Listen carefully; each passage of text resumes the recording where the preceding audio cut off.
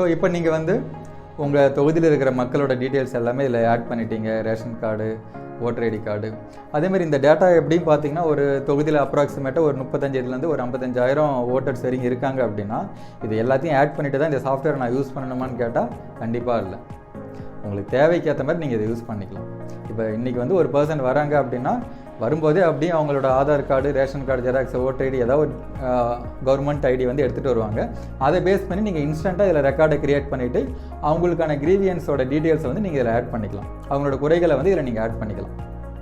So இந்த software வந்து பார்த்தீங்கன்னா நீங்கள் வந்துட்டு எனக்கு 50,000 ரெக்கார்ட் நான் இதில் ஆட் பண்ணுறதுக்கு எனக்கு 5 வருஷத்துக்கு மேலே ஆகும், என்னால் வந்துட்டு இது யூஸ் பண்ணுறது வந்து கடைசி வரைக்கும் எனக்கு யூஸ்லெஸ்ஸாக இருக்கும் அப்படின்ற மாதிரி நீங்கள் ஃபீல் பண்ண தேவையில்லை. இதை நீங்கள் டே 1லேருந்தே நீங்கள் ஸ்டார்ட் பண்ணிடலாம். நீங்கள் எந்த அளவுக்கு இதில் டேட்டா இம்போர்ட் பண்ணுறீங்களோ, ஆட் பண்ணிட்டு இருக்கீங்களோ அதுக்கேற்ற மாதிரி உங்களோட டேஷ்போர்டு, உங்களோட ஸ்ட்ராட்டஜிஸ் வந்துட்டு ப்ராப்பராக வந்து இம்ப்ளிமெண்ட் பண்ண முடியும். ஓகே, இப்போ உங்ககிட்ட வந்துட்டு எல்லா டேட்டாவும் நீங்கள் இம்போர்ட் பண்ணிட்டீங்க, இல்லை பார்ஷியலாக இம்போர்ட் பண்ணிட்டீங்க.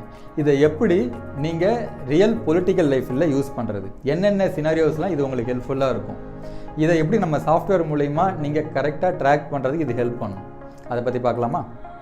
ஸோ அதுக்கு நீங்கள் நம்மளோட சாஃப்ட்வேரில் பார்த்தீங்கன்னா நலத்திட்டங்களை க்ரியேட் பண்ணுறதுக்கு ஒரு ஸ்க்ரீன் கொடுத்துருக்கோம். அந்த நலத்திட்டங்களை ஆர்கனைஸ் பண்ணுறதுக்கு ஒரு ஸ்க்ரீன் கொடுத்துருக்கோம்.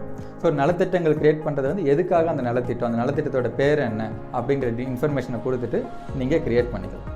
இப்போ நீங்கள் க்ரியேட் பண்ணிட்டீங்க அப்படின்னா அடுத்தது வந்து இந்த நலத்திட்டங்கள் க்ரியேட் பண்ணும்போது இந்த நலத்திட்டங்கள் போய் சேர்ற ஓட்டர்ஸ் கவுண்ட் எத்தனை, ரேஷன் கார்டு கவுண்ட் எத்தனை அப்படின்றது அங்கே உங்களுக்கு காமிச்சிடும்.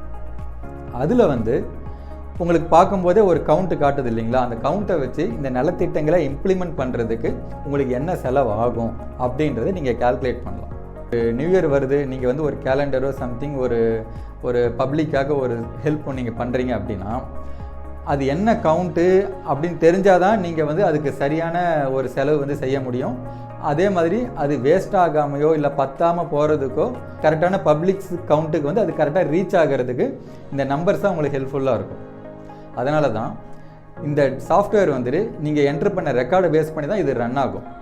ஸோ நீங்கள் வந்து ஒரு நலத்திட்டங்கள் கொடுக்க போகிறீங்க அப்படின்னும் போது அங்கே கவுண்ட் வந்து காமிச்சிடும், இத்தனை பேருக்கு வந்து இது வரும் அப்படின்றது. அப்போ ஒரு ஆளுக்கு அந்த நலத்திட்டங்கள் சேரணும் அப்படின்னா அதுக்கு என்ன செலவு ஆகும் அப்படின்றத நீங்கள் நோட் பண்ணி வச்சுட்டு இதில் அப்போ அப்ராக்சிமேட்டாக இல்லை அக்யூரேட்டாகவே நீங்கள் கால்குலேட் பண்ணலாம். அந்த நம்பர்ஸ் இன்டூ பர் ஹெட் அப்படின்னு போட்டிங்கனாலே உங்களுக்கு ஒரு அமௌண்ட் வந்து வந்துடும். ஸோ இந்த நிதி உங்கள் கிட்ட இருக்கான்றதை நீங்கள் கன்ஃபார்ம் பண்ணிவிட்டு களத்தில் இறங்கலாம்.